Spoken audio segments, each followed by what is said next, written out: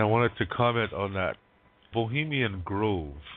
It's located in a place called Monte Rio, California, and it is a private San Francisco-based men's art club, and they meet in the middle of July each year. They host a 2-week, 3-weekend encampment of some of the most powerful men in the world. And world leaders go there. Yeah, world leaders, multi-millionaires, billionaires, people who own really, big businesses. Allegedly, they all meet there, and it's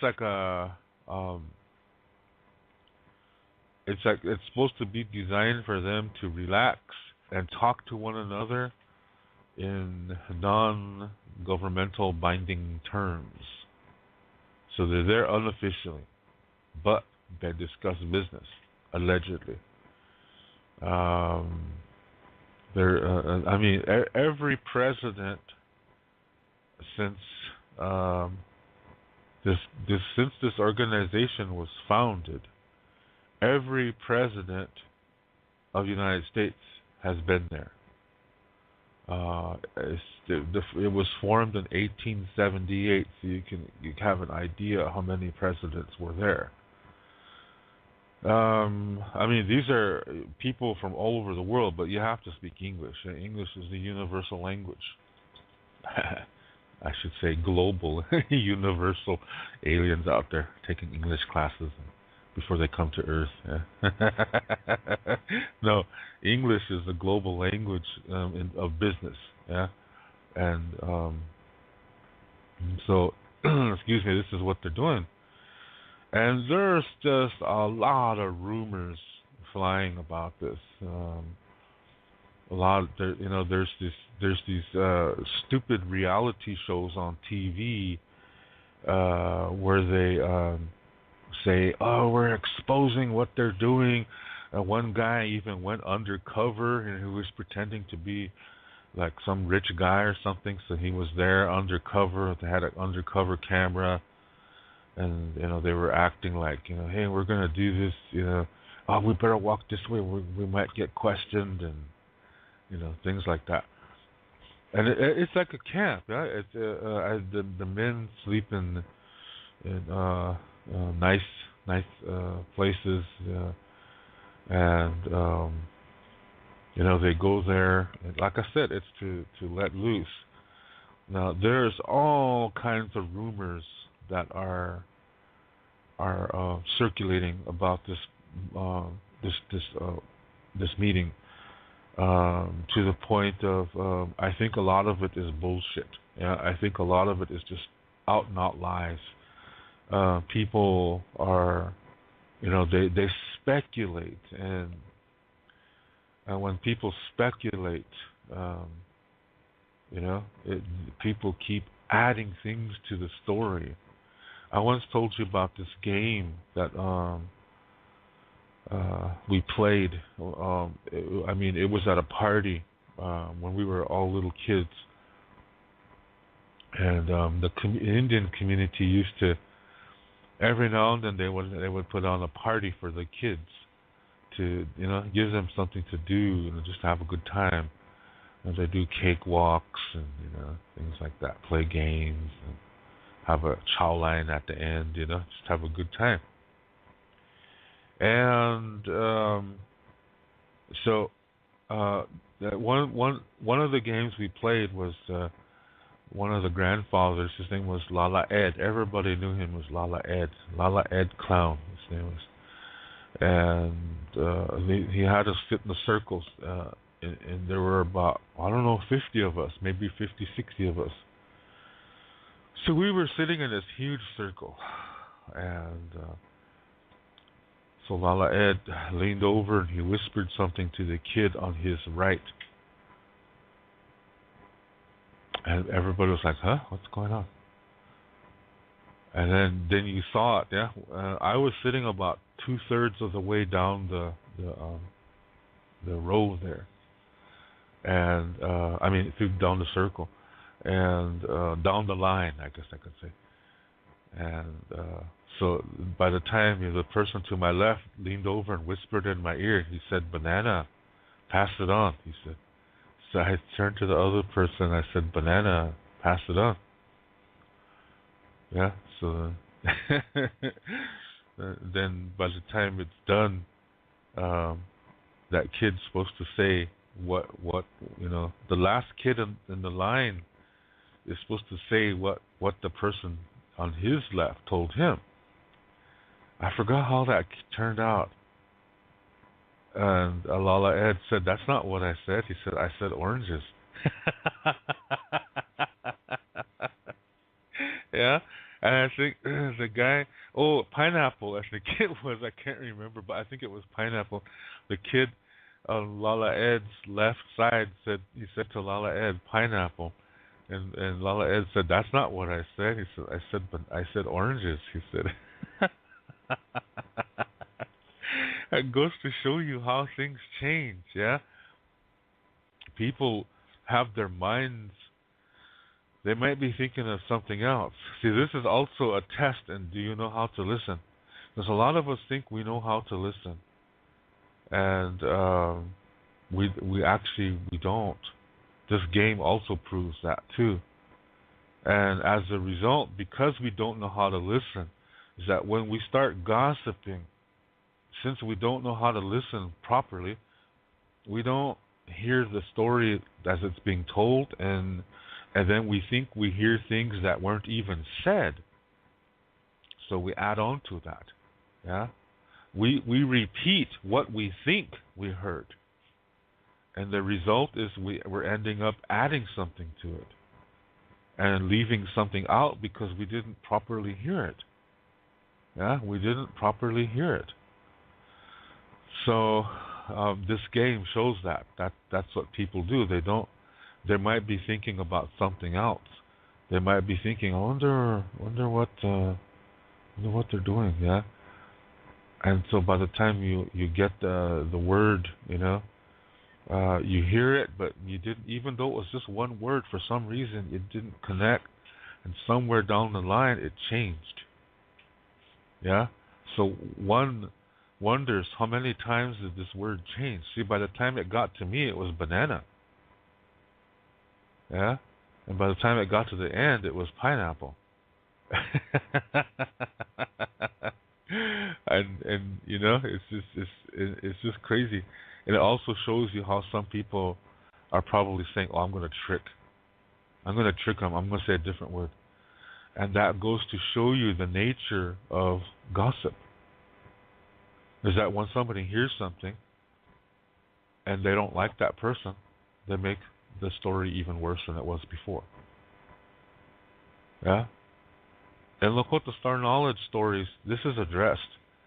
We have a character in our stories named Iktomi, and he's a trickster. And if you're not living, a healthy way, you end up getting tricked. Yeah?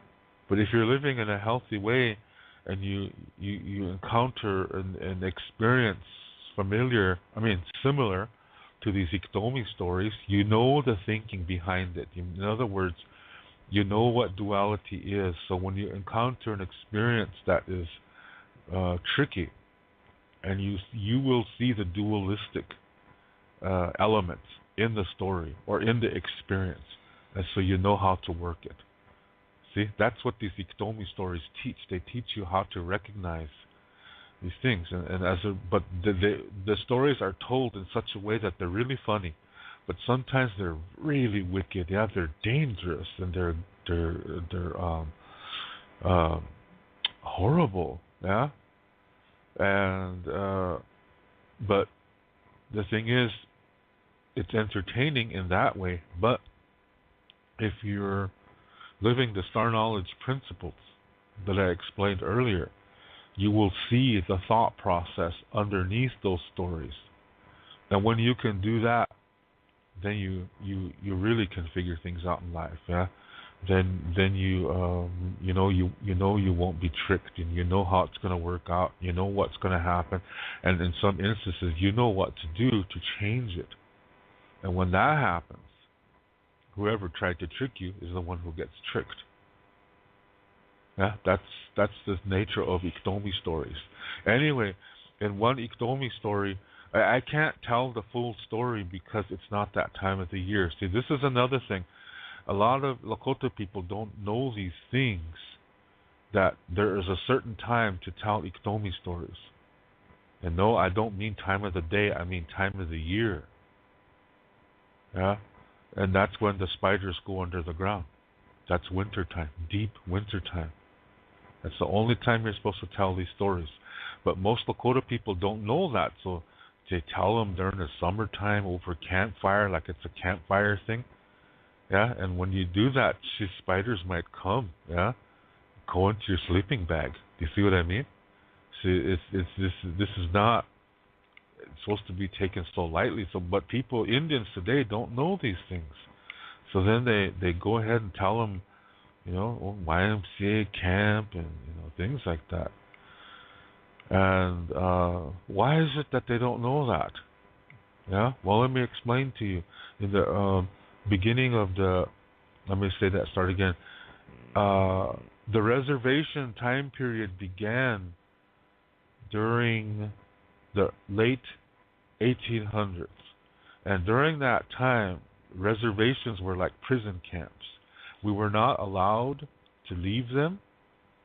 We were not allowed to have any kind of tools or weapons to hunt.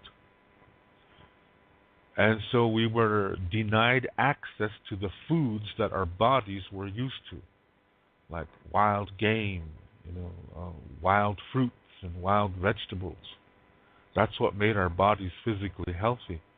And in the Lakota way of looking at things, the self, in the Lakota way of looking at things, the self is comprised of 4 components: the physical body, the mind, the emotions, and the soul. And these 4 parts are connected to each other. And where they connect is your sacred center, and that's deep within you. So our lifestyle is about taking care of those 4 parts, or living in such a way that these 4 parts are nurtured as best as we can. So that includes learning from difficulties, so that the emotions from those difficulties leave when we learn from it and make the best of it. Then we develop emotionally and spiritually. Yeah, and also it helps us to enjoy the good times as much as possible. Yeah, so this is how that works when we take care of ourselves. That's what it's about. Yeah. So eating and exercising is a really important. Our bodies were designed to do that. Our bodies were designed to move. They were not designed to sit in front of a computer all day long. Yeah? They're designed to move around, to do things. And so after being put on a reservation, we were denied access to that. And the only foods that we were allowed to eat were what the government gave to us. And that was really unhealthy foods. Yeah, high in what do you call that? Carbohydrates, I think it was. And high in starches. And as a result, we became overweight. We developed hypertension, heart disease, diabetes, and other diseases. So we were really hit physically because of that.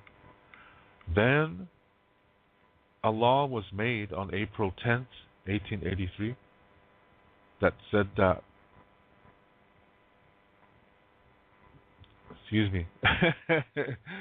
this law was made that, it said that all Indian languages and Indian ceremonies in America were now illegal. And that's very ironic, since America was allegedly founded upon the freedom of religion, but not for Indians. Yeah? Ironic, yeah? And we were here first. It's crazy. Anyway, so now we were hit emotionally and spiritually. That's three of the four parts that were hit all at the same time. In the Lakota way of thinking, when you look at the four parts of the self, body, mind, emotion, and soul, if one part goes down, or if you only focus on one part, either way, the other three are going to go down. They're going to get sick. And then eventually the whole self becomes diseased. Physically, mentally, spiritually, emotionally.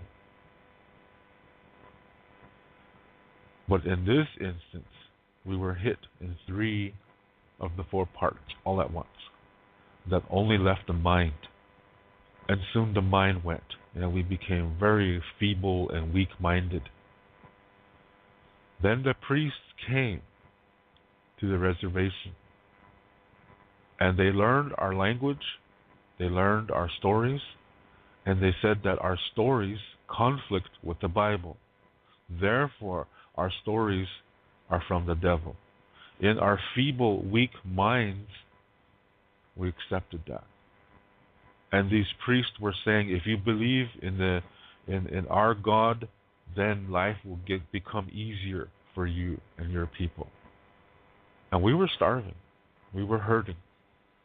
Yeah. This is the same condition that cult leaders do.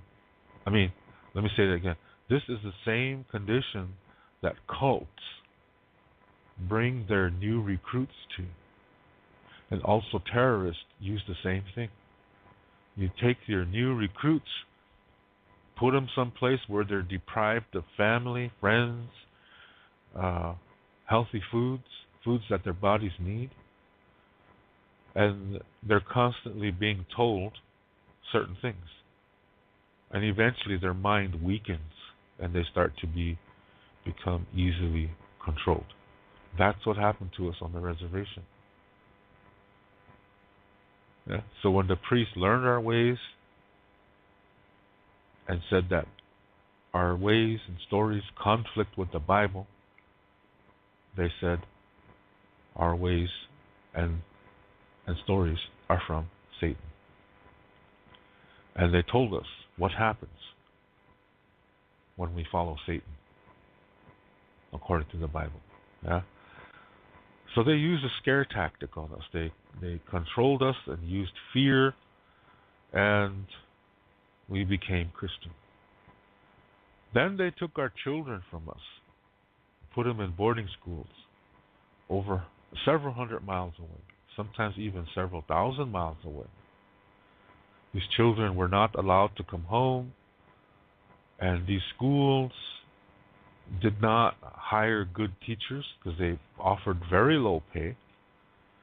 So a lot of sadistic perverts worked in these schools.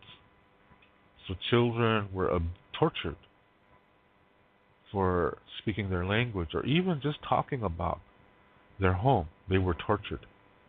They were raped. They were molested. They were killed. They were murdered. They were physically beaten, emotionally starved, spiritually abused. Many, many children died in these schools in unmarked graves. They just threw them in some field and in the shallow graves. They didn't even identify them. Some of them have cemeteries, but not all bodies are accounted for. Yeah, very sad part of American history that America does not want to acknowledge. And those children who made it through, they didn't really survive. People call them survivors of the boarding school experience, but they really didn't survive because they're not over it. It's like they're in post-traumatic stress disorder. That's not a survivor. That's a victim. Because it still bothers them. They're not at peace with it. Maybe a handful are, but most are not. They never learned how to become healthy emotionally because they were taken as children. And when they were born in Christian homes because their parents, were brainwashed and converted to Christianity. So when these children were born, they were born in Christian homes, and now they're forced into these schools. And those that made it through, when they became adults, they didn't want to teach their children what little information they knew because they did not want their children to go through what they did. Yeah. And the children of the first boarding school generation of students are today's elders. So when you look at an old person on a reservation today, they are not the connection to the ancient past. People say that, yeah, but they're not. These are the third generation that are born on the reservation into very Christian households. So whatever they know is Christian influenced. It's good versus evil. Yeah. And there were some stories that were kept, but they were dualized. They were Christianized by the priest. So whatever information is known it was dualized. It was dualized to force it to fit Christian concepts.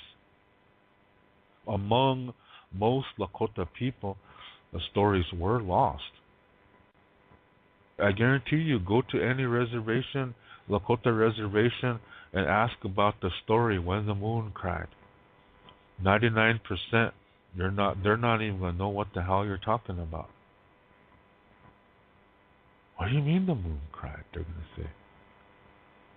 That story explains certain things concerning our language, gender, roles, and certain other things concerning development of women and development of men. But most Lakota people don't know that because, like I said, in the beginning of the reservation, the priest said these kind of stories are from the devil because they conflict with the Bible. So after this, becoming Christian on the reservation and this boarding school experience, just within that span of about 20 years, we were transformed into a different people, a dualistic people. So during that process, we lost a lot of information. I mean, among the people, I should say, because some of us kept it. Some of us, we just pretended to go through, we just went through the motions, but we didn't believe a damn thing the priests were saying. Because if you went against the priests, you were labeled a troublemaker, and they sent you to a mental asylum in Canton, South Dakota. It didn't matter what tribe you were. If you're a Navajo, from Arizona and Utah, New Mexico, and you went against what the priest said in those days, they sent you to this mental institution in Canton, South Dakota, saying you're crazy. So that's why you didn't say anything. You just kept it to yourself. You went to church, but you were thinking of other things. Those are the people who kept the stories. Yeah, they kept the ceremonies. They did them in secret. They kept the language in secret. Yeah, that's how I know it. Yeah, so, and of course there's other sacred ways too of keeping information, and that's how it was presented to me. But most Indians do not know these stories. So this is, I'm explaining to you how come this happened. I just told you. Yeah. So every generation that comes, we get further and further away from that Lakota Star Knowledge information. It's one reason why I have this show, to bring it here. And this process that I explained to you and how we became Christian influenced. Now, even if we don't go to church, we still have those dualistic way of thinking, of if you're not with me, you're against me. If you're not part of the solution, you're part of the problem. That's all dualism. That's nonsense. None of that is healthy, because it's causing you to only, see a small percentage of reality by only giving you two options. And Lakota Star Knowledge says there's at least three to every situation. So, but today we're dualistic. Most of us just see things as this and that. Lakota Star Knowledge says there's this and that and the other. But the thing is, in some situations, there's a whole bunch of others. You see what I mean? So if we want to be like our ancestors, we have to get back to thinking like that. That there's this, that, and the other. And that in some situations, there's a bunch of others. Some people also say, hey, you choose your side, man. You're either with them or you're with us. But you can't be walking that fence. You can't be sitting on that fence. That's where people like Benedict Arnold sit. Those are traitors. That's not true. Absolutely not. That's where peace is.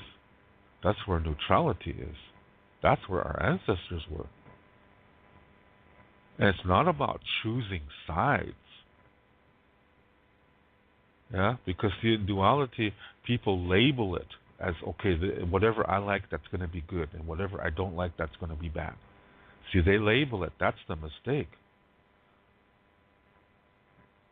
When you take the labels off, you see that you can learn from both sides to remain in the middle. That's our way. Yeah. So during this reservation time period, the early reservation times, that was, we were thinking like that, and then, because of this process I explained, it's like we went through a filter, and that other perspective was eliminated, and then we were left with two, and then they said like, okay, choose one. Yeah, and yeah. Or another way to look at it is going through this filter. The priests are telling us, okay, this is the good one. Choose that, because if you don't, you're going to go to hell. Yeah. So the other two perspectives were combined into one, and the priest said that's evil because that disagrees with the Bible. So if you have to make your choice, because if you don't, you're going to burn in hell. Do you see what I mean? So when we come through the filter, now we're dualistic creatures. That's what happened on the reservation. That's why today most people can't speak their language, and most people don't know the Star Knowledge stories. And what little they know, they dualize it into good versus evil. Today you're going to hear Indians saying, yeah, I'm wearing this medicine bundle to keep the bad spirits away from me. That's dualism. In the ancient past, medicine bags were only for people who could not help themselves. In other words, people who were mentally ill or emotionally ill, because this illness, this emotional or mental illness, was causing them to be in such a state that they were not able to communicate in a healthy way, and therefore people could take advantage of them. And so these bags were for those people, so that wouldn't happen. So in other words, the only people who wore medicine bags were people who were mentally or emotionally ill. Now today, people use it like it's a superpower. Do you see what I mean? That's linear thinking. I'm going to wear this bag so it makes me better. See, when that's going in a line. In a Lakota way, it's not like that. So do you see what I mean? Thought process is dualistic today, and so when they apply it to Lakota concepts, they do it in a way that's very linear thinking, and that is not the way of our ancestors. Linear thinking is when you go in one direction only. In the Lakota way, it's you go in several directions. Yeah? You can go forward, you can go backwards in time, you can be in two places at the same time. And you know that how you're living right now is going to affect your future. That's our knowledge, living. That's the way of our ancestors. And I guess you could call it non-linear because it doesn't go in one direction. Do you see what I mean? So this is the results of what happened because of what we went through on the reservation in the late 1800s and early 1900s. So by the time the early to mid 1900s came, we were allowed to leave the reservation because now we're dualistic. Yeah, the brainwashing has been completed, so now we were allowed to leave the res. Now we're civilized. Do you see what I mean? I know that it sounds funny, but it's just sad at the same time because we lost some things, yeah. And so, like I said, to this day, people still have difficulty dealing with that boarding school experience. We're still feeling the effects of it because, see, the first generation that graduated from these boarding schools, they were not healed. Yeah, they were in a victim mode, and then they turn around and oppress those that they consider weaker than themselves. That's what they learned from these abusive people. Yeah. So when they grow up, they don't want their children to go through what they did, so they don't teach them the language, they don't teach them the culture, and so when their children grow up, what are they going to teach their children? English is the predominant language. They don't know many of the stories. Yeah? And that continues, and each generation becomes more dualistic than the previous one. This is how we lost those stories. Yeah? This is how we lost all that information. By being dualistic, and it's still in the ceremonial world. The dualism, it's still there, because you go to a sun dance, and people they're gonna say, yeah, we do the sun dance correctly, but those people down the road, they're doing it wrong. Do you see what I mean? We're right, they're wrong. That's duality, and you will hear that at ceremonies today. So even though they're doing a Lakota ceremony, they put dualism in it. So is it effective? I don't think so. Because the dualism is hindering the power there. It's holding it back. Because people are thinking in a dualistic way. They don't feel the fullness of it, therefore they don't get the full healing. Do you see what I mean now? So this is also why our health was really affected, our physical health. So today, diabetes is the major problem among all Indians. Obesity. Go to any reservation today. Go to YouTube, yeah, and watch any powwow video. Look at all the heavyweight dancers you see. And the drummers, the drum groups, look at all the big guys sitting around the drum. I never seen that when I was a little boy. When I was a little boy and we went to powwows, you didn't really see that many fat people. The diabetes was there, but the obesity wasn't so predominant like it is today. Yeah. So, but it is getting worse. So, anyway, um, so getting back to this Iktomi story, see, when we lost this information, this is so part of that information included that you're only supposed to tell Iktomi stories during the deep winter time when the spiders are under the ground. Iktomi is the word for spider, by the way. Okay? So that's why I cannot tell the story. You see, now you know why. Yeah, I was trying to explain that earlier, that I can't tell the full story right now. That can only do that during a certain time. See, I know this star knowledge information, and I follow it. But like I said earlier, most Indians don't know this, and I just explained to you why they don't know this. So as a result, you go to a reservation and go to some place where they're having a gathering, and then it's nighttime. They're going to tell stories, and somebody's going to tell an Iktomi story. Walk out of there, get out of there, because they're breaking a star knowledge rule. And just like with anything else, there are consequences, and you don't want those consequences in your life. Yeah. So that's how that is. That's old ancient laws. And now you know why most Indians don't know these laws.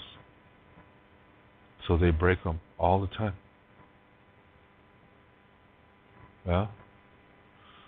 So now you know why. Yeah. Why I can't tell the full version. Anyway, in this story, getting back to this other thing now. In this story, the Iktomi story, he goes around basically saying, "Hey, did you hear what they said about?" And I say, "Hey, I heard. Oh man, they really said some bad things about you, my brothers. I feel so sorry for you. I feel so bad for you." Then those guys say, "Well, what did he say?" Well, and then he says whatever it is. The next thing you know, he's getting people to get mad at each other. Yeah, and all of it's lies. He's gossiping. And then it ends up, really backfiring in a rugged way. And all that was because of gossiping. He was teaching the people how to gossip. And it ended up in a lot of bloodshed. Yeah? So that's why I'm saying these stories also approach that topic of gossip. Hearsay. Yeah? And it shows you what can happen. And it shows you that people don't really listen good. Yeah, that when you don't listen good, you might not hear the total message of what's being told to you. And since you're thinking of other things at the same time, those other things that you're thinking about might actually creep into what's being told to you, and it mixes. And subconsciously, you add it together so that when you tell the next person, you're adding something to it. You don't even realize it sometimes. And maybe you don't like that person anyway, so you add it anyway. Yeah? So it feeds jealousy. It feeds, things like that. And so this is what happens. It happens to me all the time. Yeah?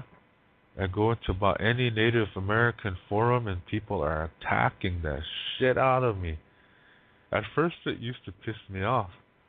And I went into one. It was a guy from Florida who was claiming to be a Lakota. And he kept saying, "I'm going to tell the elders on Pine Ridge about David Lidlock and they're going to put him in his place." And then somebody wrote in and said, "Did you ever talk to David personally?" And the guy said, "I don't have to. He's breaking all." And he says, "Well, he said if you were If you were a man, you would confront him personally instead of, because it sounds like what you're doing right now is gossip. He said, I just got done talking to David. This other guy said, and it's true. That's how I found this forum. This guy contacted me. This other guy, the third guy. And so I went into the forum and I wrote a statement. I said something like, in the Lakota way, when you have a problem with somebody, you take him in private and you express what your problem is, because maybe it's just a misunderstanding. But when you do it in front of other people, then what you're doing is you're trying to humiliate that person. And humiliation is disrespectful. It's showing to the people that you don't like this guy, and so you want others to not like him by allegedly exposing him, and and you want to humiliate him in front of everybody. And in the Lakota world, when you do that, that shows that you do not have respect for that person. In the ancient Lakota way, you respect everyone, including your enemy. And if you cannot respect somebody from your own tribe, how can you respect your enemy? Or if you say, I respect my enemy, but then you don't respect somebody from your own tribe, then it doesn't make sense. But when you put your heart and soul into trying to humiliate somebody in public without even confronting that person, this is the way of a coward. Warriors do not do this.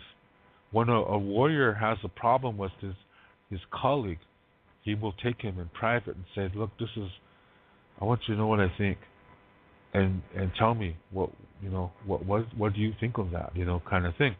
That will be done in private because they respect one another. And if it's still a problem, they take it before the council, but only among the council.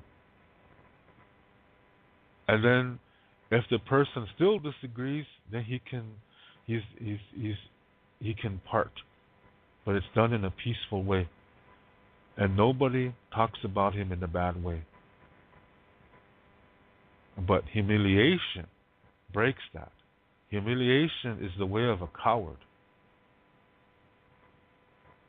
So all these people in that forum, they agreed with me. So this guy just realized, he made a jackass out of himself. So I said, this guy here that's talking, I said, he didn't even contact me. But yet here he is saying things, accusing me of things, and he never met me in person, and he's acting like he knows me. And I said, go ahead, you can tell the elders. Yeah, that's not. I'm not concerned about that at all. And then I explained what I just said to you, that today's elders are dualistic. Today's elders do not know Lakota Star knowledge, which is a fact. I just explained to you how that happened. And so I said all this in this forum, and and I was telling the truth, but it made that guy look like a complete idiot. So then he took it down. Yeah, he took the whole forum down because he made himself into an asshole. Yeah. Then I realized I don't have time for this. I could have been snagging instead of doing this, yeah? I realized that, you know what, these people they're just going to be this way. And I'm not out to save the world, yeah? There are always going to be people who are going to do that. There's always going to be people who are going to be attacking because they have low self-esteem. Where does that come from? As I said at the beginning, that comes from dualism. So their communication is going to be dualistic. These are not warriors. These are cowards. And and everything this guy said about me was total crap. None of it was true. He made fun of my website, and he said it's so gay. He said, yeah. So then, in my explanation, I stated that in ancient Lakota culture, this is a sacred thing. So I said, although you accused me of being gay, I said, I would consider that a compliment. But unfortunately, I'm not. I said, I'm not a gay person. But the fact that you use that term in the way you did, that shows that you belittle people who are gay. So to me, that's saying you don't know the Lakota way, because in the Lakota way, these kind of people are considered sacred, and they're highly esteemed. Yeah, they're highly esteemed, and and if there's one in your camp, people sought them out to receive names from them. The reason why they're sacred is because they comprehend 100% both the perspective of a man and a woman. That's why they're considered sacred. There's a bridge between the genders. In their minds, yeah, their minds, they understand that 100%. This is why they're sacred. And I said, and you make fun of them. And that's telling me that you don't know your Lakota knowledge like you think you do. And so I got some cheers from other people in that forum, and then a lot of them wrote to me and they were saying, "God, this guy's such an asshole, man. He attacks everything that he doesn't like." What is that? That's duality. And all he does is try to humiliate people he doesn't like. That's Iktomi.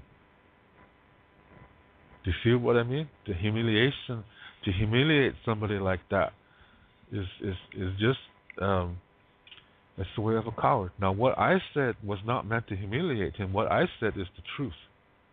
It is the absolute truth. What I just told you. I'm not making any of it up. Yeah, and I think he's still out there trying to cause trouble, but I don't have time for that. That they're always going to be that way, and Lakota Star Knowledge teaches that how you communicate returns to you stronger. So when he's out there trying to humiliate me, see, he's communicating in an unhealthy way. That's going to come back to him and kick him in the ass, majorly bad. And if I say something, that slows it down. Do you see what I mean? So I want him to get his reward as quick as possible. And I don't have time for that. Yeah, I have more fun cleaning my toilet bowl. And that's better.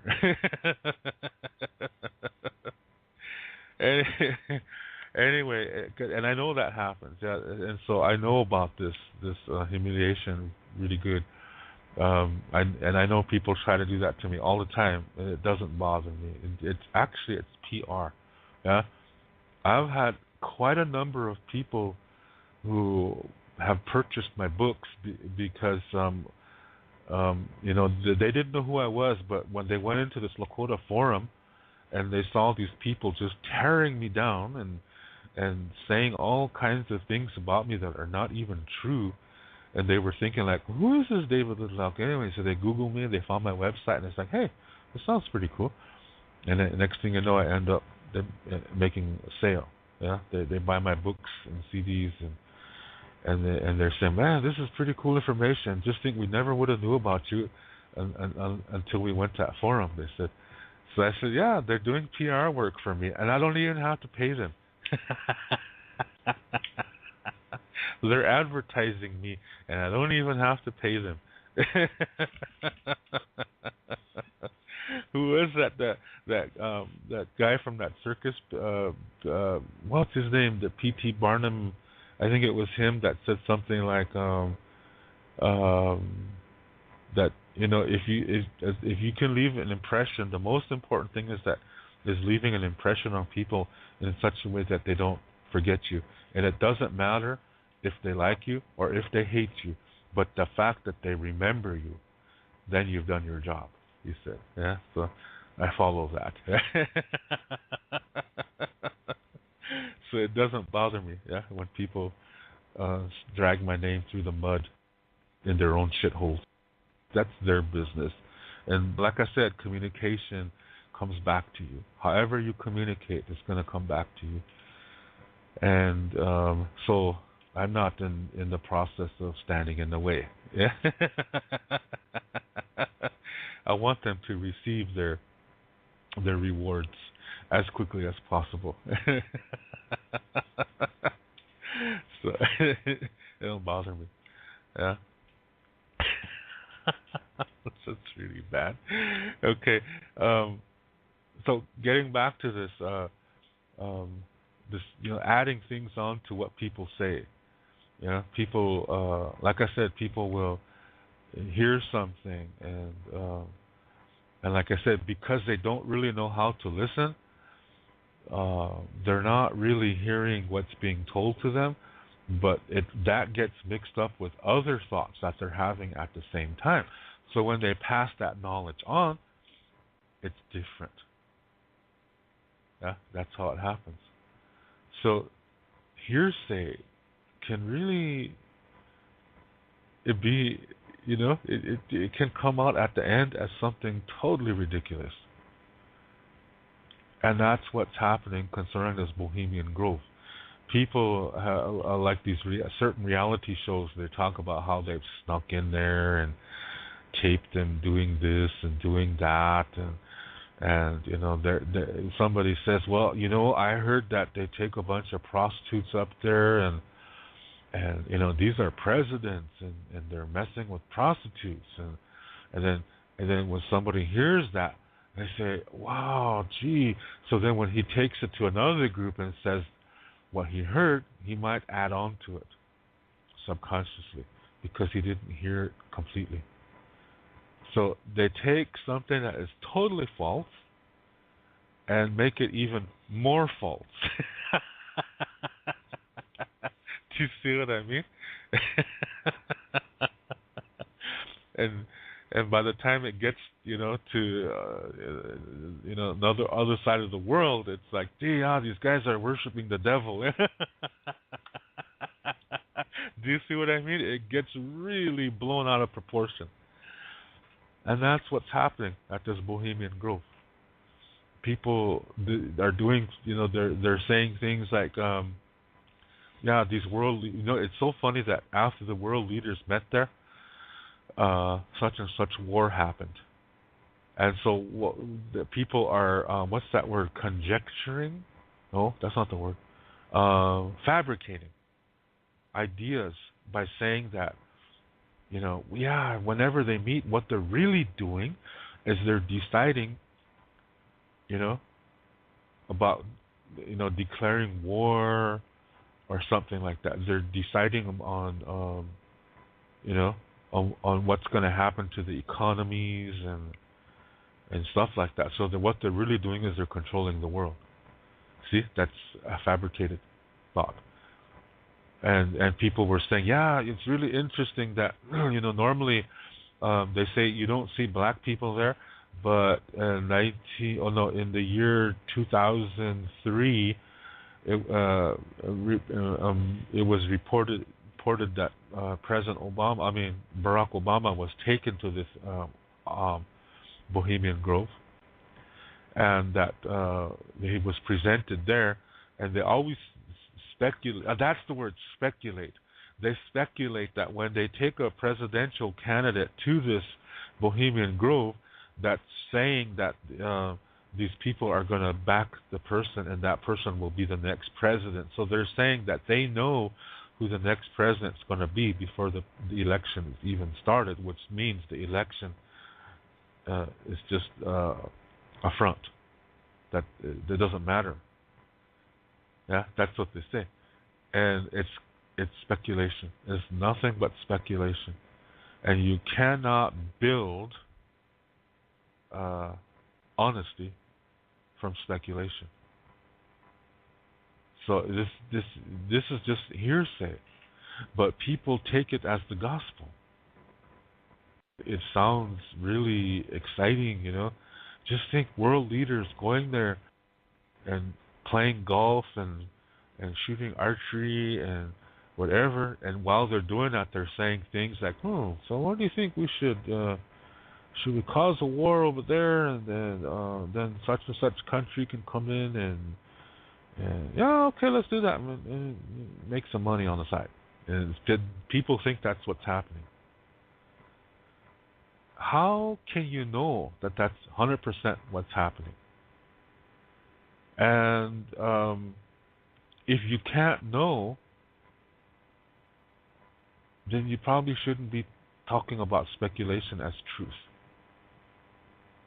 Because this is Iktomi communication, is to say, but just think about that. What if this is what's happening?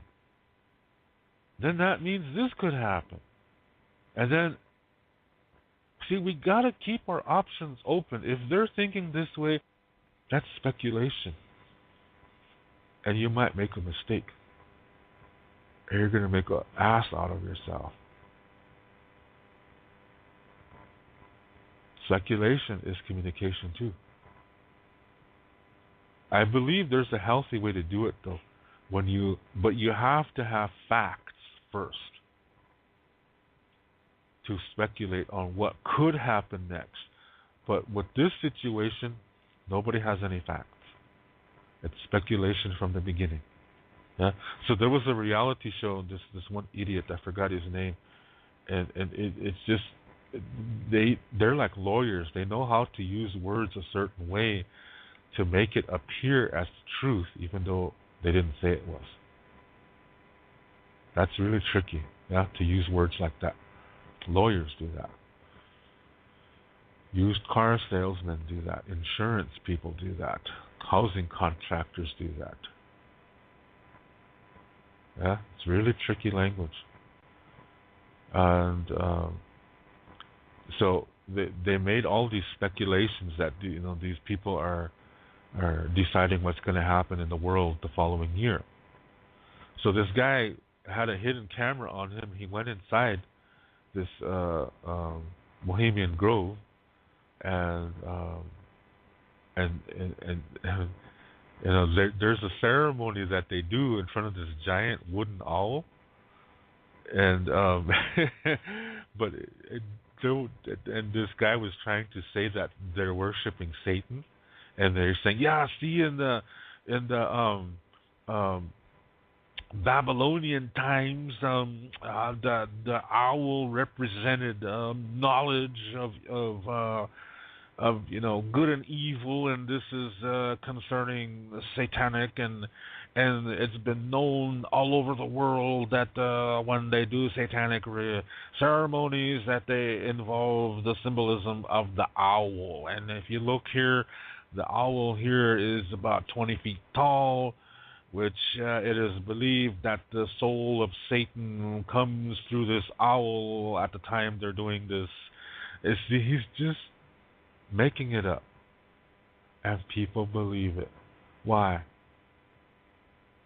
They don't know themselves. And this is exciting. Yeah? It's almost like they want something bad to happen. He's just putting ideas in your mind. And if you're low self-esteem, those ideas take root in your mind, and pretty soon you start believing what they said. Now, I saw film footage of this, and there's nothing satanic about it at all. It's just like what any club does. Just about any kind of club has. It's just a thing of, let's start, like they're going to get together, they have secret handshakes and things like that. And people just really take that too far. They say like, I see that what they're really doing is they're reestablishing their bonds with Satan. And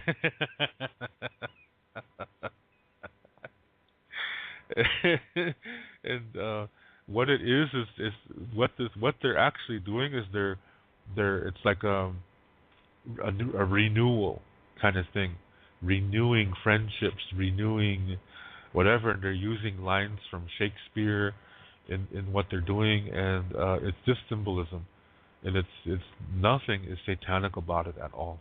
But when you hear the guy in the video, he's like, I can't believe that. See, that's obviously a reference to Satan.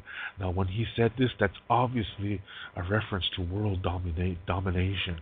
And this other thing is all obviously a symbol of the Illuminati. You know? And he's just making it up. Yeah? And people buy it. They think it's real. And it isn't. Yeah? And I think that what they're doing is I don't think it's so dangerous. Why would they meet out in the open? If they really were controlling the world, would they meet out in the forest that is what's the word? Accessible? If these world leaders were meeting, to control the world, why would they meet in an area that's accessible? Why would they meet in the forest? I think if there really was such an organization, they would be meeting in places that nobody would know about. So I think there's something else going on. But I don't think it's about controlling the world. Because if it was, they'd have to be pretty damn stupid. Yeah? And I don't think they are. I think it's about something else. I think it's more of a fraternity thing. Now, I don't think it has anything to do with world domination, because if it did, why would they meet out in the public like this? To me, if I was going to run an organization like that, for one thing, it would not have a name, and it would happen in a location that is totally inaccessible to anybody. Yeah, and people would have to arrive in different locations and be escorted in broad daylight in just normal looking vehicles.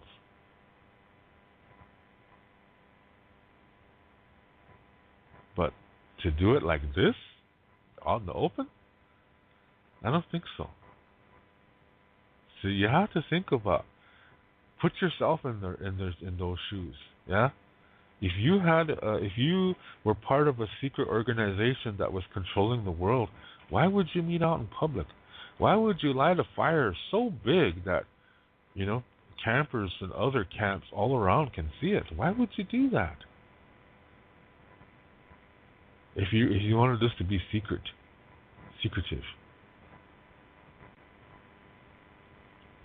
So I don't believe that this is a world domination organization here. That's just what's the word? Speculation. And speculation is how you build a house out of straw. It will get blown away at the first breeze. And it gets a little bit too hot, it burns up in no time. That's speculation. Yeah? So there really is no proof. And if there is no proof, then people speculate. They want something bad to happen. Yeah? And to me, it sounds like see, when you're a world leader, you have stress up the wazoo. You don't know unless you've actually been that. Yeah? But my information is saying that to be a world leader is to have all the stress in the world on your shoulders day and night, and it's not easy. And your family takes a hit. And I think these kind of situations, you need a break from time to time. Something where you just let go and just be nobody for a while, to touch the ground again. And I think that's what this is. Maybe there's some chit-chat, but that's all it is. Maybe people put ideas in each other's heads, but we don't know that. But we shouldn't speculate because there's no foundation to speculate from. When you have a foundation, then yes, you can speculate. But in this situation, there is no foundation. Yeah? So this is hearsay. And people just make it up as they go. Yeah? And it gets added on to. Some people call it All Grove, this location. You can find it on YouTube, yeah, and check it out. But believe me, most of what you're going to see on YouTube is nonsense concerning this. Yeah. So yeah, it's a really interesting thing. I think um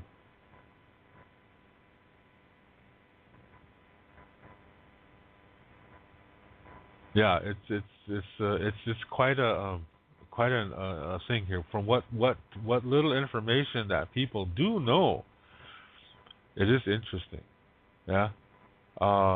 Just for your information, in Lakota Star Knowledge, the owl represents wisdom. The owl is a sacred animal in our way. But remember the dualization information that I told you about what happened on the reservation? Remember what I said that at the beginning that of the reservation that people couldn't leave? It was like a prison camp. Remember that? And what happened after that? Okay. During that process, people started to see the owl as something scary. People started to see the owl as bad luck.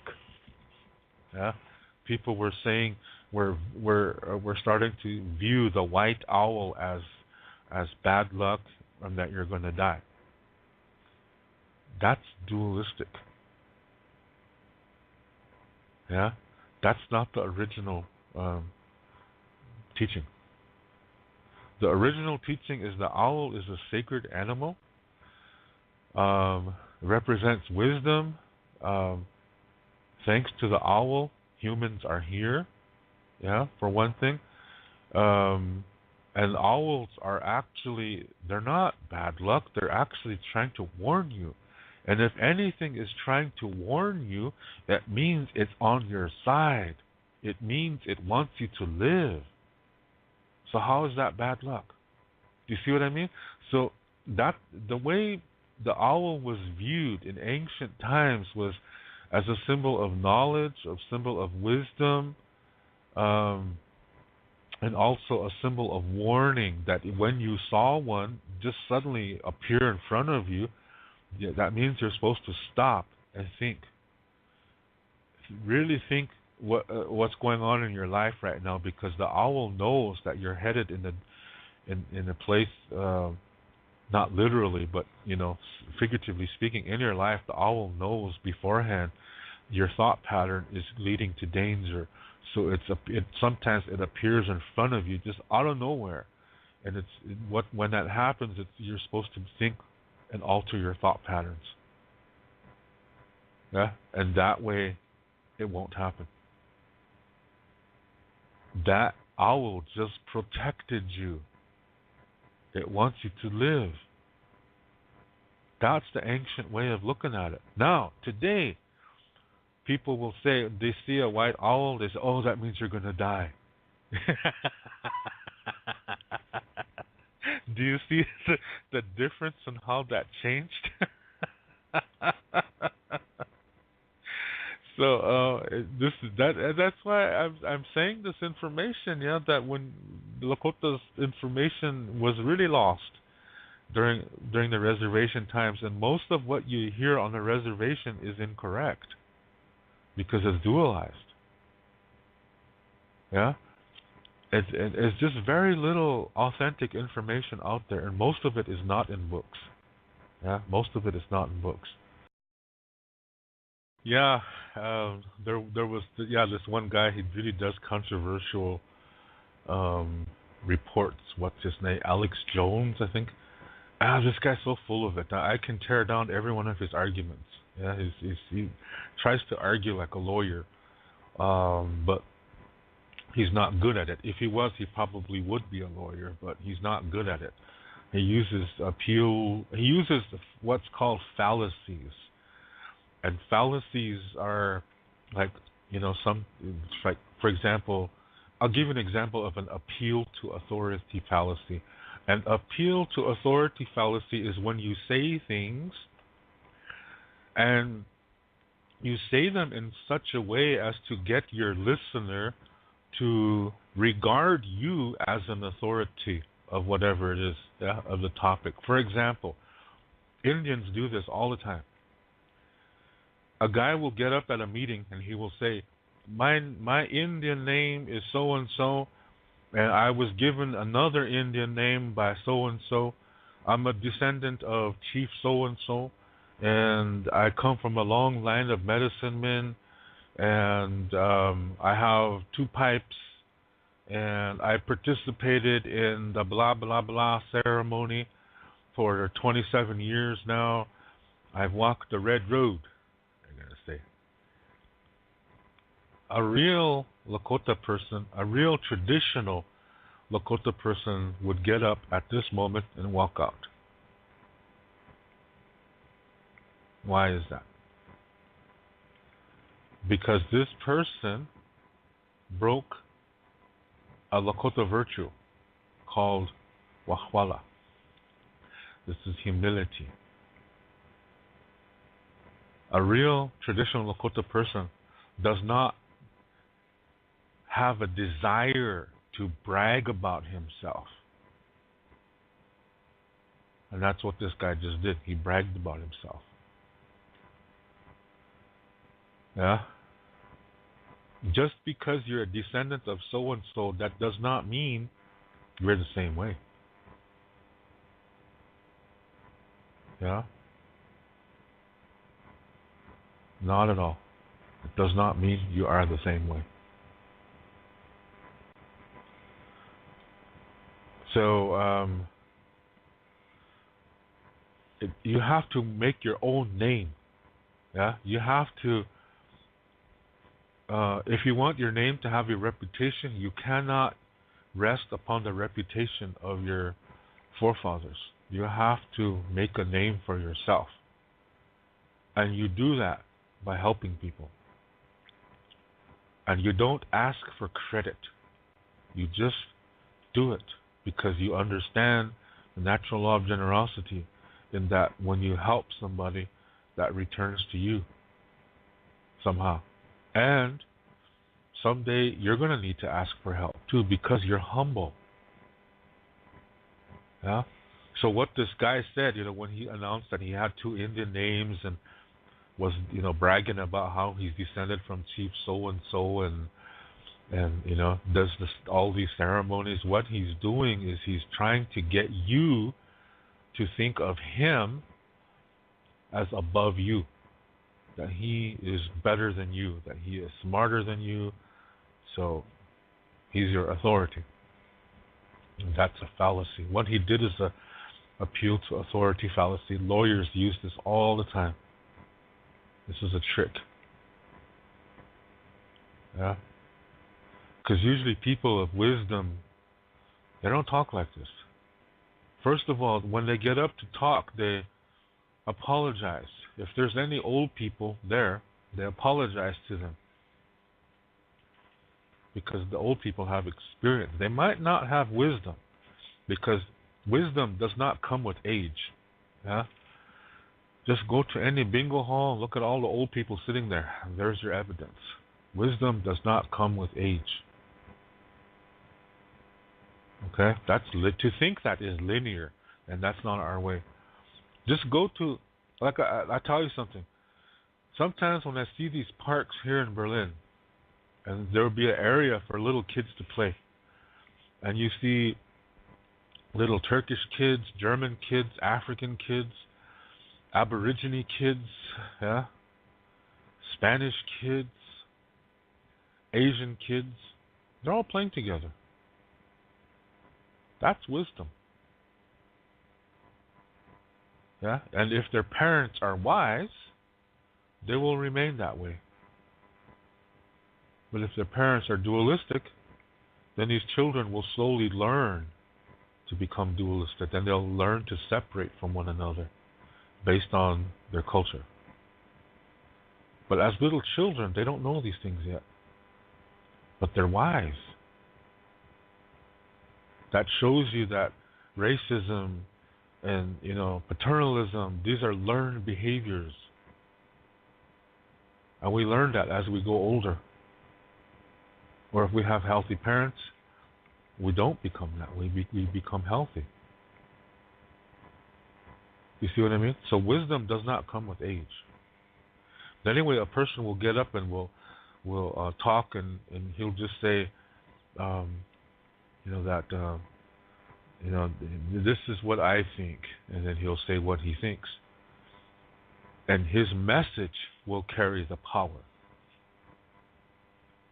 So when people brag about themselves and say that they have 2 Indian names and are descended of Chief so-and-so and come from a long line of medicine, that they carry a pipe, and when they talk like that, they've already damaged their message.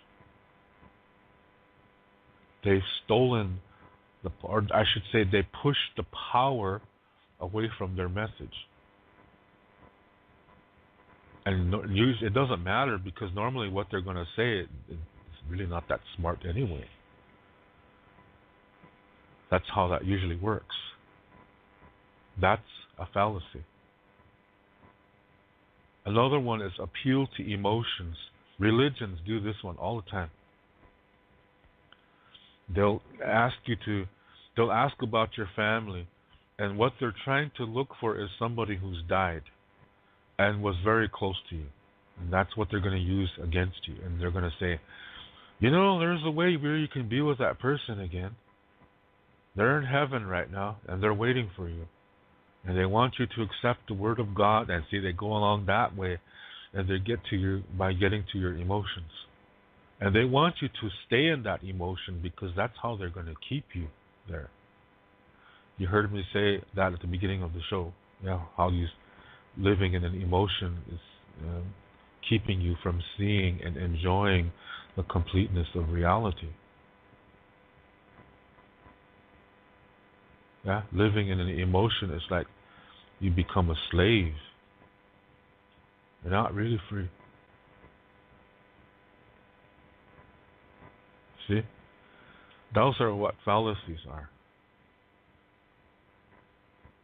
So you hear people doing that all over the world. Even in the Indian world, people do that. Our ancestors never talked like that. The message carries the power. You get up and you say, this is what I think. We should do it this way. Let that and now tell me what you think. He'll say, maybe we can come up with a plan together. See, it's all about getting people to contribute, so it becomes our plan. That's how that works. That's humility. That's respect. And he's showing generosity by saying, what do you think? Maybe you can add something. Or maybe there's something I said that won't work, so say that. So it works for everybody. That's compassion. Humility. He's showing all the virtues when he talks like that. So these when people use fallacies, they do it in the they try to say things that sound really smart.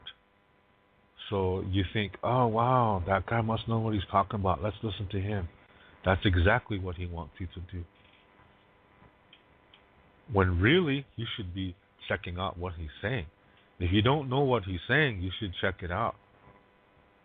Research it. When you know yourself, when you have peace in your life, you will do this naturally, because you've already done it to yourself. That's how you achieve peace in your life, by taking time to know yourself. and dealing with those things that bothered you, so there's no more emotional attachment.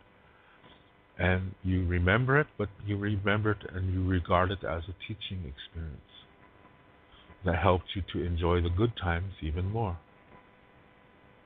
When you do that, anytime you hear something new for the first time and it makes you a little bit questionable, you will question it and you will check it out to see if it's what it really is. But people who don't do that, that means also they don't know themselves, which means they do not have peace in themselves, which means they are living in an emotion, which means they are dualistic, which means they are, they have low self-esteem, low self-worth, they need outside validation, they have emotional insecurity and inferiority complexes. What a big menu, yeah? Bunch of ingredients here. But that's what happens when you don't know yourself. Then you believe anything. You don't even take the time to check it out. And whatever you don't want to hear, you say that's bad. That's duality. So this guy that videotaped his jaunt into this Bohemian Grove, he was watching this ceremony that they do in front of this giant wooden owl. It's a carving. He was saying that the owl is a representative of evil in a ceremony that was conducted by the Canaanite people. Yeah. And then he'll say, and so this is a reference to Satan worship, because Canaanites were enemies of the Hebrews, and Hebrews were the followers of the one true God. So whatever any other people did was obviously satanic. That's duality. That's saying if you don't agree with me, then you're wrong. By saying that the Hebrew people were the worshippers of the true one God, and then saying if you were anything else, then you're from Satan, or you're worshiping Satan. That's duality. To say if you're not this, then you're automatically the other. That's duality, because that's not true. But to say, what he said, this owl is the Canaanites called him Moloch, and he was a representative of Satan. And they did ceremonies back then honoring and worshiping this Moloch, meaning the Canaanites. And here we have the world leaders doing the same thing. So that's evidence to you that the world leaders are worshiping Satan. That's really a weak argument. Yeah? Because, for one thing, symbols mean different things to different people. Let me give you an example. Two Lakota guys are standing on two different hills in Lakota country. They're 500 miles apart from each other. Okay? They're on different reservations. They go up on the hill to cry for a vision at the same time.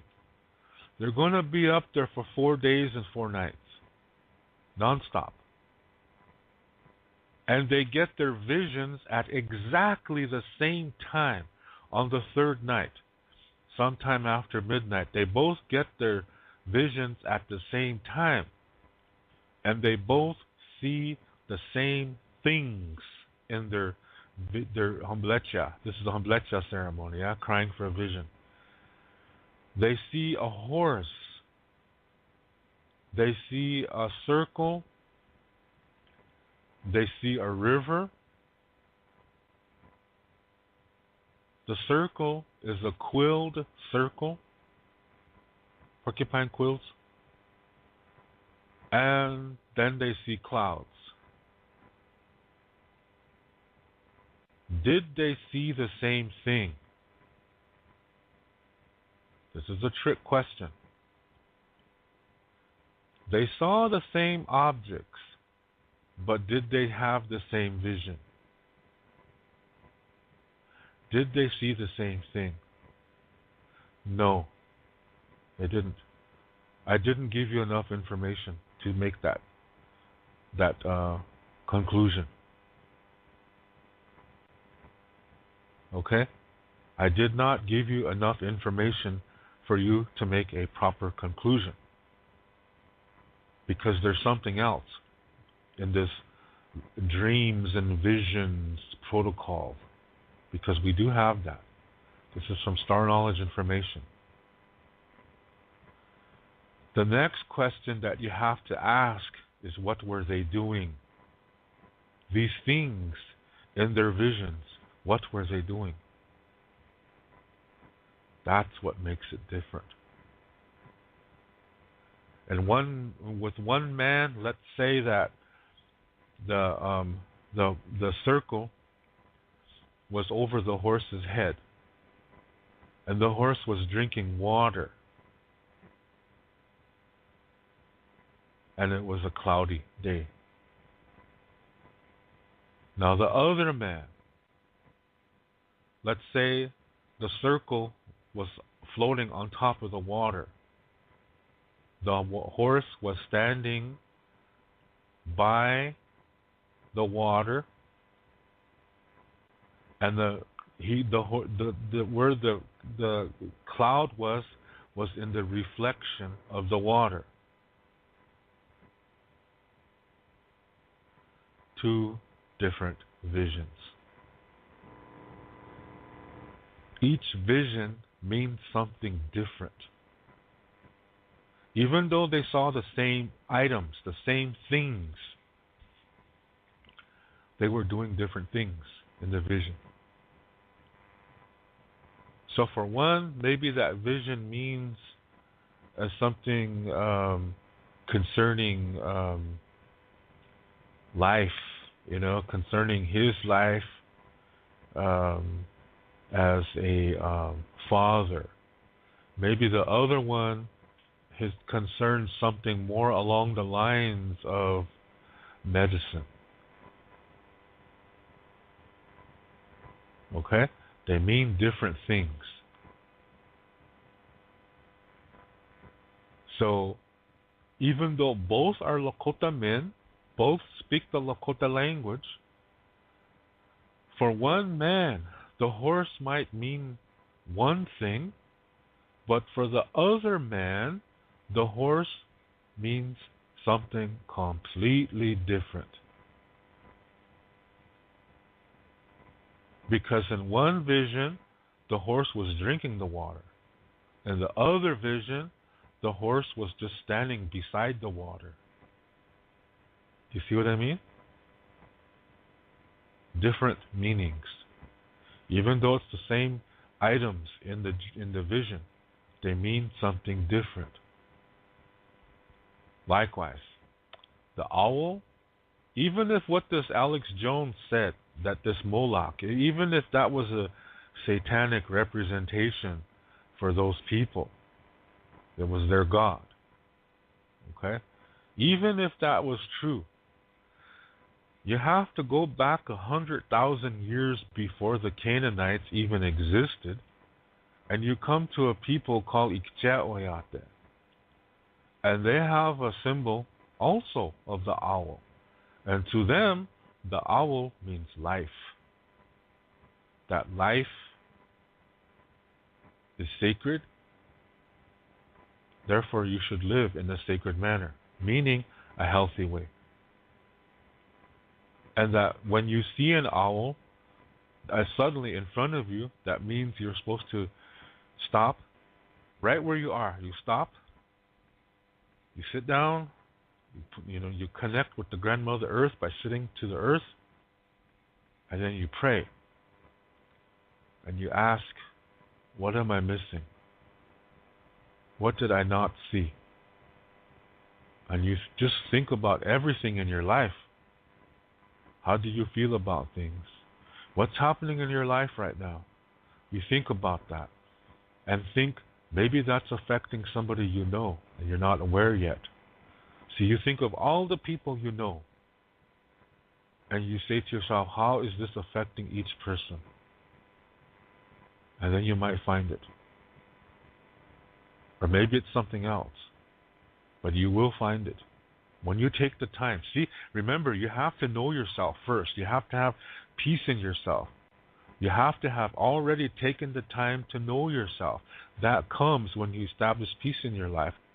So when you see an owl suddenly in front of you, you know what to do automatically. You know you got to look in your life. You have to see, you go within yourself and look at everything that's happening to you right now in your life and examine how is that affecting other people. Or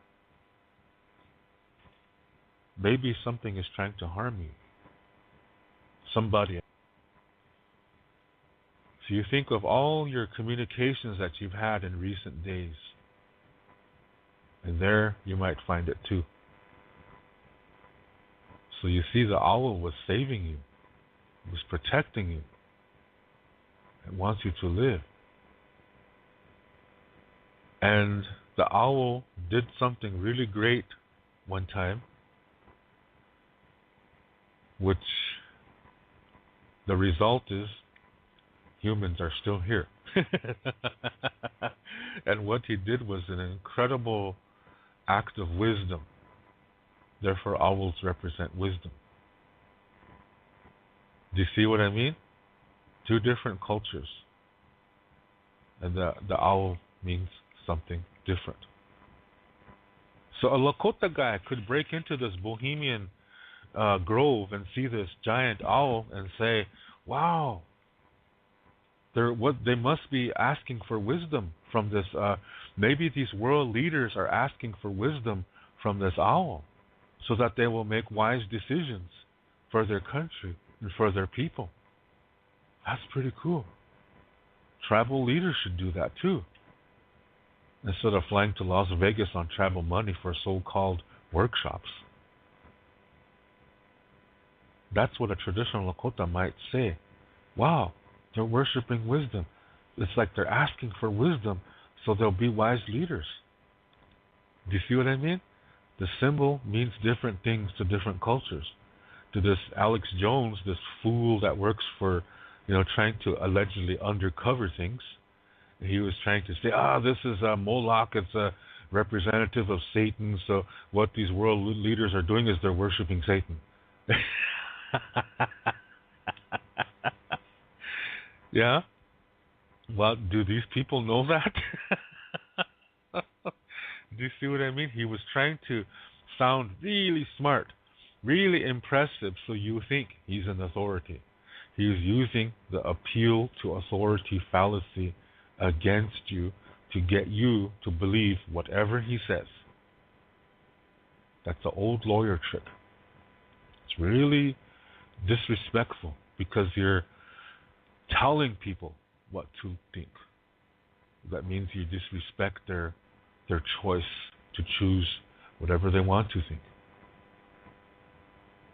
So this Alex Jones, his method is disrespectful to others because he wants you to think the same thing that he thinks. He does it in an unhealthy way. Yeah? So these are things you have to think about. Yeah? So when you see something like this, then you have to realize that this might mean something different to another culture. Here's a really good one.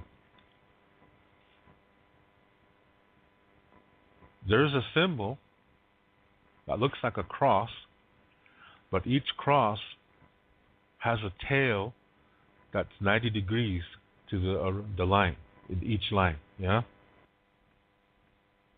One time, I was a little boy. For art class, the teacher was teaching us we were going to make prints, prints.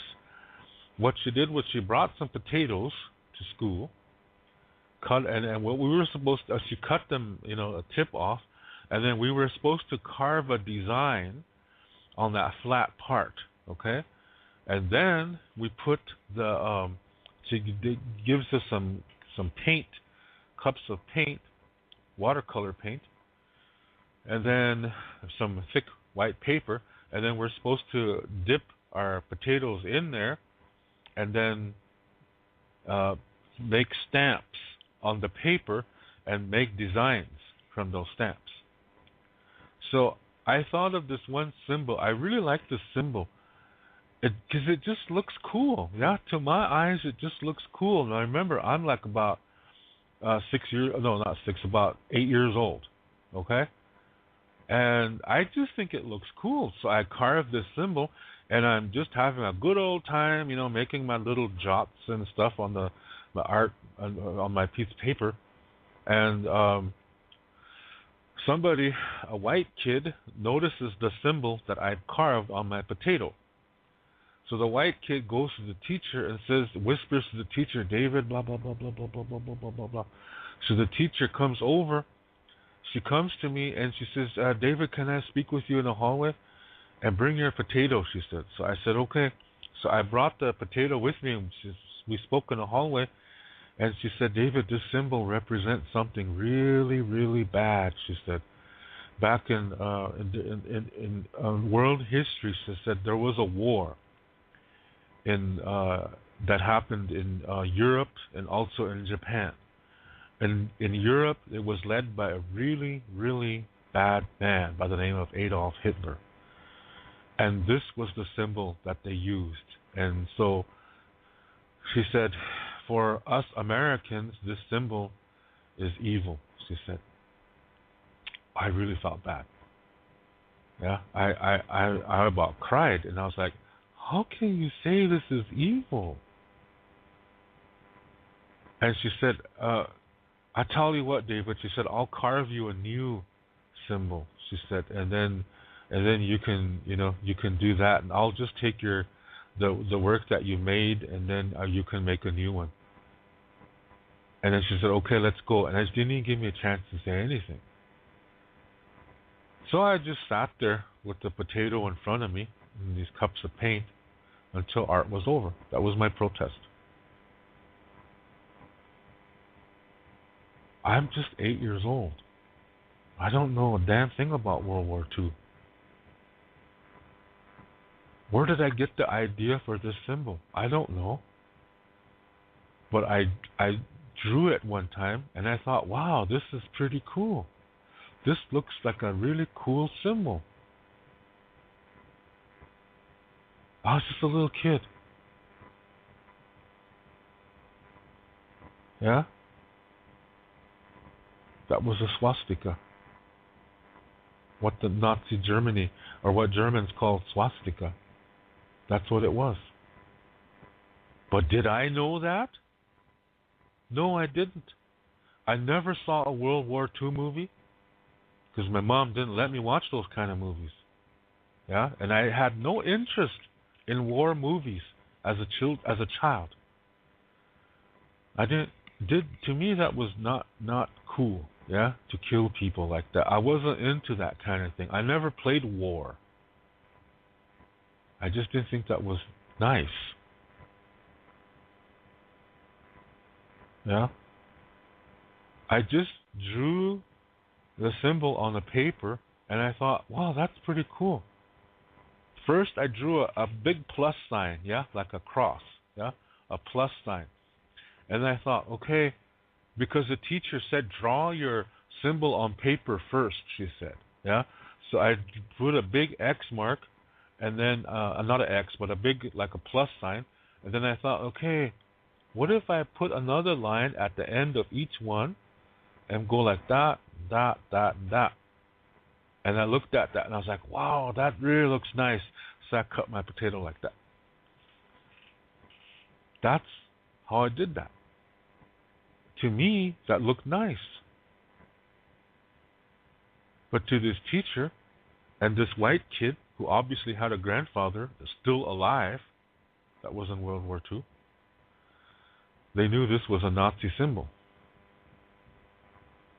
Did I draw a Nazi symbol? No, I did not.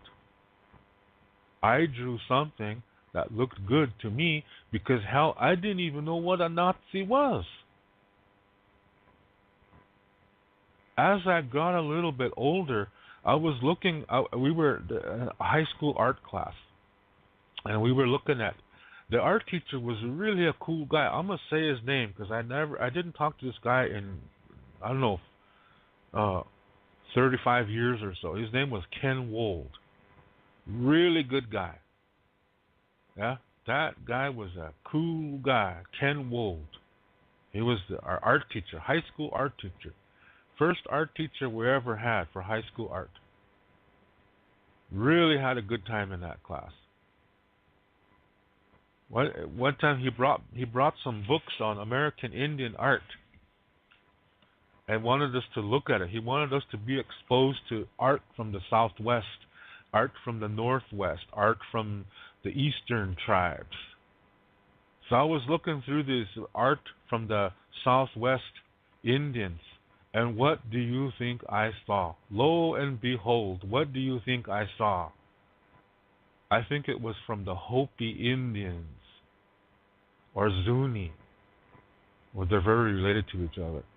I saw a symbol that looked like what I drew when I was 8 years old.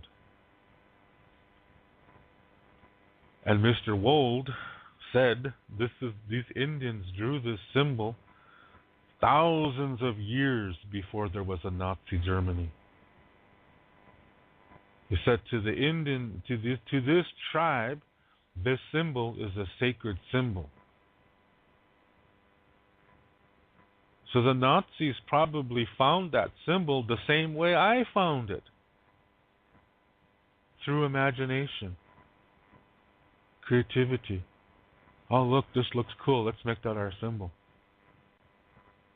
They probably discovered the symbol the same way I did, out of pure inspiration.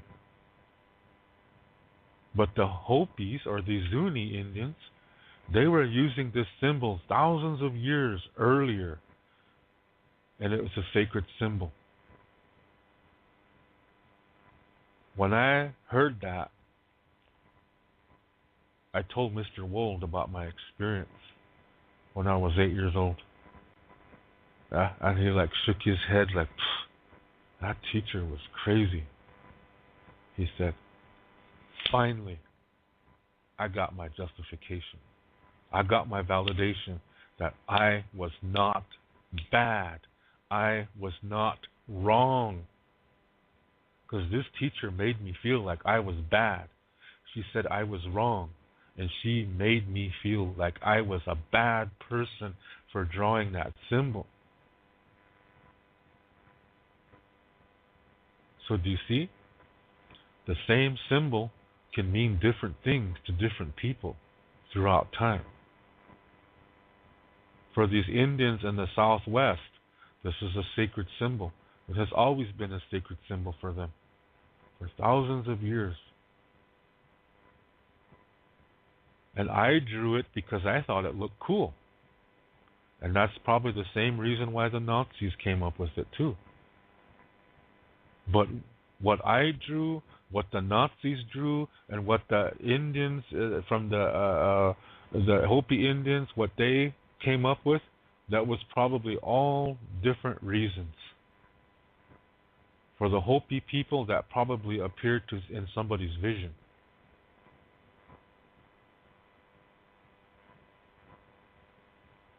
Yeah?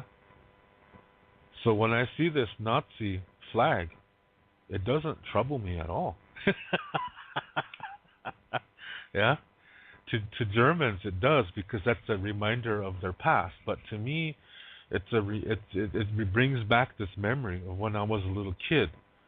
And I don't have anger anymore. Yeah? I don't feel anger towards that teacher anymore, because I had to go through that. I had to process that. But it reminds me of this art teacher, Mr. Wold, and he presented this book to the class, and I looked through this book and saw the same symbol, and I received, Mr. Wold told me this was a sacred symbol among Indian people from the Southwest. Yeah. So whenever I hear somebody say, "Yeah, this is what you call this represented Satan to thousands of years ago to the Canaanites. So that means these people are worshiping Satan. That to me is bullshit because I just presented you an argument that totally obliterates what this guy said. The same symbol can mean different things to different people at different times in history. Do you see what I mean? So life is what you make of it. Yeah. So I just let it go. Yeah. This is not. I don't concern myself with that anymore. To me, I always say, geez, the Nazis took a good symbol and ruined it. That's the way I see it. Yeah. But I try to see it more from the Hopi side because for them it was a sacred symbol. For thousands, tens of thousands of years, it was their symbol. Still is. Yeah. To them, it means so much beautiful things about life. So always remember that. Yeah, what means something to one person might mean something completely different to another. This is the way life is. Okay? So, and it all requires things like taking time to check things out, but that means you got to do it to yourself first.